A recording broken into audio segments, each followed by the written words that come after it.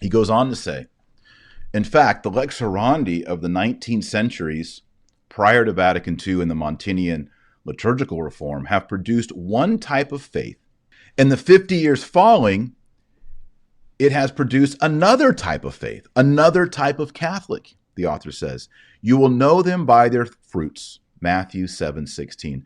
The founder of the church taught this exactly. The fruits of the total failure of modernism, or if you like, for the most attentive and intelligent, the triumph of the true purposes of modernism, the fruits of the Second Vatican Council, the fruits of the post-council.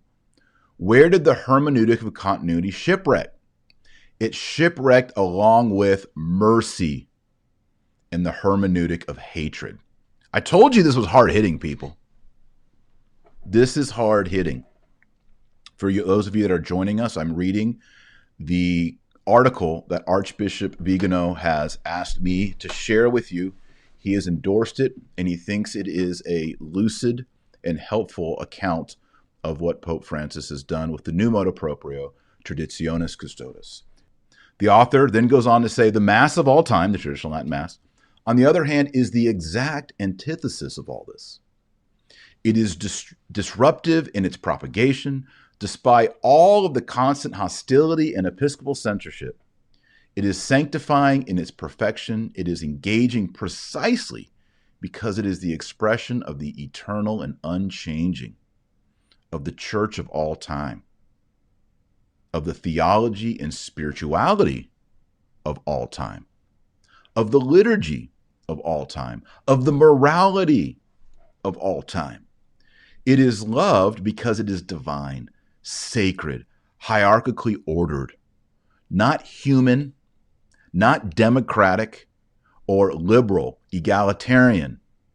It is both divine and human together, like its founder on the day of the Last Supper. Who's he talking about? Our Lord Jesus Christ.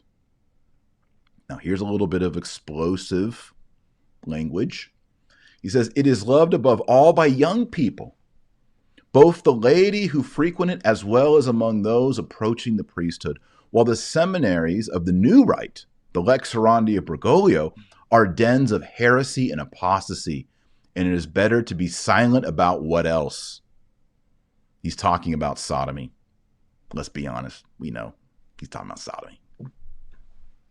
Did you notice, by the way, that the General Secretary of the USCCB, who just got busted for using apps to locate illicit relations with other men, that whole story came out this week. I kind of thought, should I do a video on that? I was like, it's kind of gross, kind of nasty. I don't want to talk about it for 30 minutes.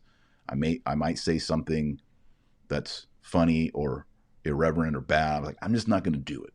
But did you notice one of the parts of that story that's kind of gone unmentioned is he was a formator, guy in charge of formation at the American Seminary, the NAC, in Rome.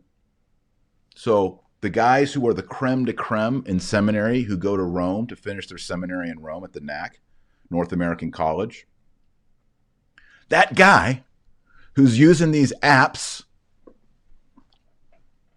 to locate and zero in on other nasty stuff going on, he was forming these priests in Rome so that they could become priests and come back. That was the guy forming them. And we all sit around here like, how could the church have Cardinal McCarrick in it?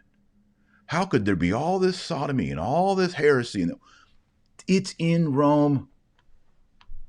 Everybody says, yeah, without Taylor Marshall, it's all conspiracy theories, infiltration. He made that up to sell books. No, it's not. It's real. The guy who just got busted for using these apps to commit sodomy with other people, he was doing formation in the American Seminary in Rome.